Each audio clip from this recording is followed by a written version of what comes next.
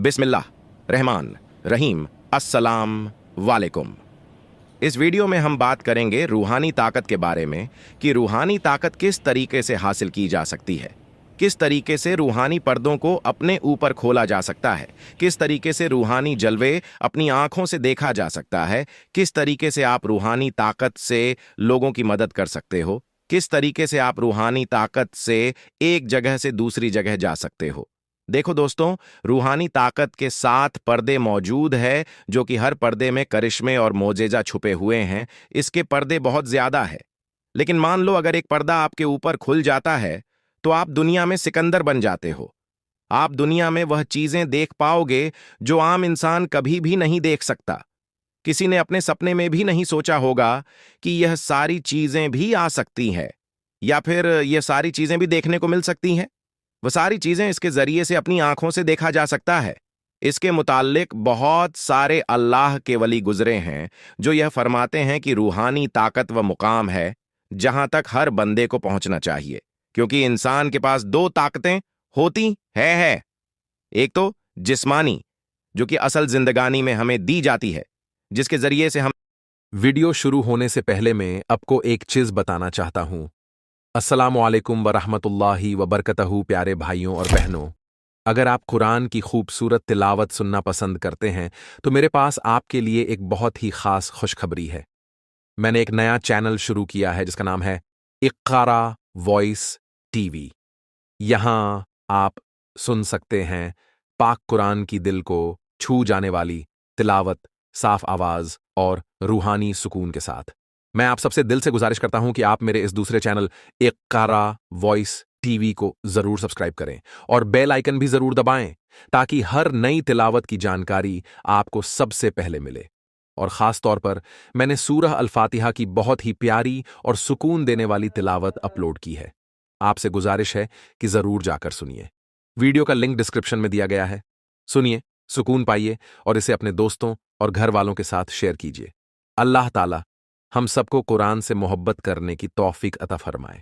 चल पाते हैं, फिर पाते हैं, काम कर पाते हैं और खाना खा पाते हैं। ये सारी चीजें जिस्मानी होती है। किसी वजन को उठाना हो तो उसको उठा भी सकते हैं। ये सारी ताकतें जिस्मानी होती हैं, लेकिन एक ताकत होती है रूहानी, जो कि हमसे परे है, हमें दिखाई तो नहीं देती, लेकिन ये होती जरूर है। हर बंदे की पास अपनी अपनी रूहानी ताकतें होती है, और वह इस रूहानी ताकतों का इस्तेमाल करता ही नहीं। हाँ, इंसान अपने जिस्म के लिए तो हर चीज कर लेता है। कपड़े अच्छे पहन लेगा, खुशबू अच्छी लगा लेगा, 2 से 3 मर्तबा नहा भी लेगा, ताकि उसका जिस्म साफ हो जाए, ताकि उसका जिस्म लोगों को अच्छी तरह दिखने लग जाए। लेकिन इंसान अपनी रूह की ताकत को भूल बैठा है, और रूह की ताकत क्या है इसको जानने की कोशिश नहीं करता। वह रूह की ताकत को पाने की कोशिश ही नहीं करता। जबकि असल देखा जाए तो हमें तो रूहानी ताकत को हासिल करना चाहिए, क्योंकि रूहानी ताकत हर वलियों के पास मौजूद हुआ करती थी, हर उम्मती के पास हुआ करती थी। जो भी सरकारें 2 आलम सल्लल्लाहु ताला अवसल्लम के नक्शे कदम पर चलता है, उसके पास रूहानी ताकत जरूर होती है। और यह कैसे मिलती है? अपने रूह को, अपने नफ्स को मारने से और अपने रूह को बेदार करने से। यानी कि हर किसी की रूह जो होती है वह सो जाती है, उसको भी किसी चीज की जरूरत होती है जो कि इंसान दे ही नहीं पाता। अक्सर आपने देखा होगा कि आपका दिल कभी कभार यह करता है कि चलो आज नमाज पढ़ लो। कभी कभार आपका दिल यह कहता है कि चलो आज खैरात कर दूं।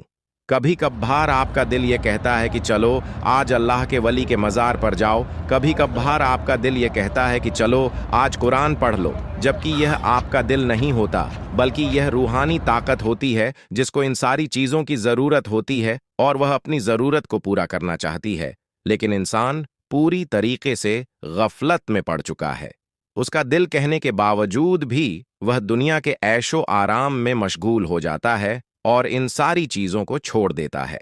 आइए आज की इस वीडियो में हम डिटेल में बताते हैं कि आप अपने रूह की ताकत को किस तरीके से बेदार कर सकते हैं, किस तरीके से अपनी रूह की ताकत को बढ़ा सकते हैं, किस तरीके से रूहानी ताकत को पा सकते हैं। रूहानी ताकत में आप यह बात समझ लो कि इंसान को एक जगह से दूसरी जगह जाने के लिए किसी चीज की जरूरत पड़ती है, किसी सवारी की जरूरत पड़ती है, या फिर कार या फिर टैक्सी की जरूरत पड़ती है। लेकिन रूह को कभी भी इन सारी चीजों की जरूरत नहीं पड़ती।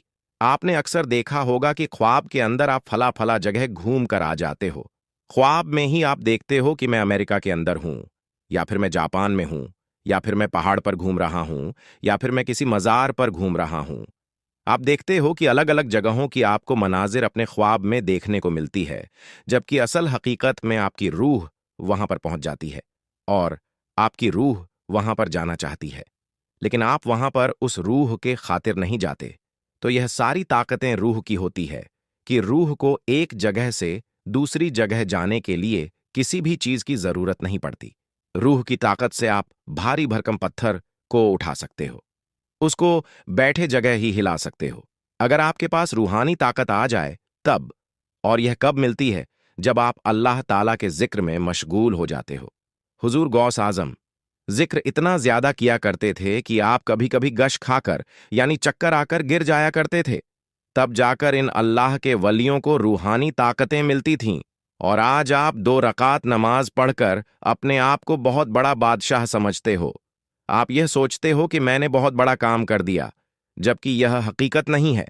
अगर आप भी रूह की ताकत या फिर रूहानी ताकत हासिल करना चाहते हो, तो अल्लाह ताला का कोई भी इमे आजम को अपना इमे आजम बनाओ और उसको पढ़ना शुरू कर दो, और उसको इतना पढ़ो, ऐसा पढ़ो कि उसमें पूरी तरीके से मगन हो जाओ, दुनिया की हलावत को भूल जाओ और अल्लाह ताला से लौ लगा लो।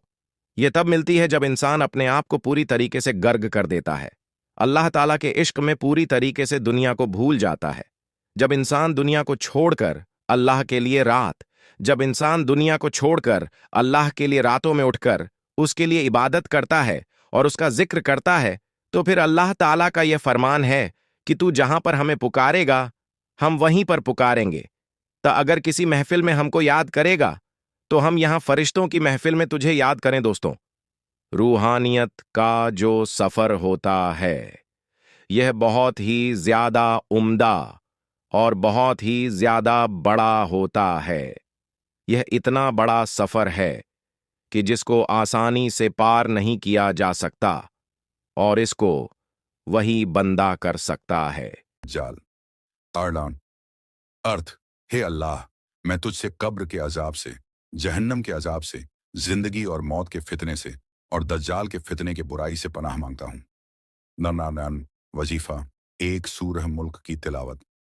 हदीस के मुताबिक जो व्यक्ति सूरह मुल्क की तिलावत करता है उसे कब्र के अजाब से बचाया जाता है। सूरह मुल्क सूरह नंबर 67 का रोज रात को सोने से पहले पढ़ें। 2. तौबा और इस्तिगफार। रोजाना अपने गुनाहों की माफी मांगे और अल्लाह से तौबा करें। अस्तगफिरुल्लाह को 100 बार पढ़ें। 3. 5 वक्तंस की नमाज की पाबंदी।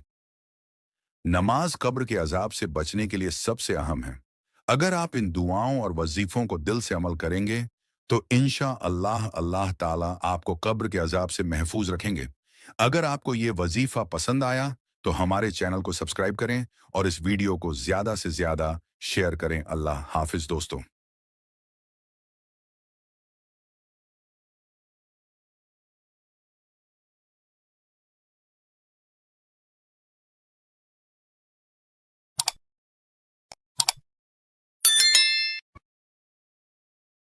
आप रोजाना बीमार व्यक्ति पर सूरह यासीन पढ़ें और अल्लाह से दुआ करें कि वह शिफा अता करें।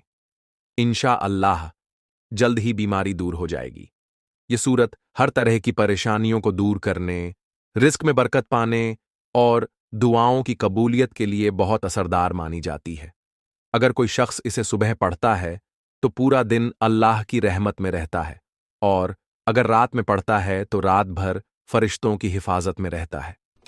रिस्क और बरकत के लिए अगर आपको ऐसा लगता है कि मेहनत के बावजूद बरकत नहीं हो रही या पैसा आते ही खत्म हो जाता है, तो रोजाना फज्र के बाद, और अगर किसी को यह मालूमत पसंद आए तो इसको आगे शेयर करें ताकि ज्यादा से ज्यादा लोग इसका फायदा उठा सकें। अल्लाह ताला हमें कुरान पर अमल करने की तौफीक अता फरमाए। अमीन।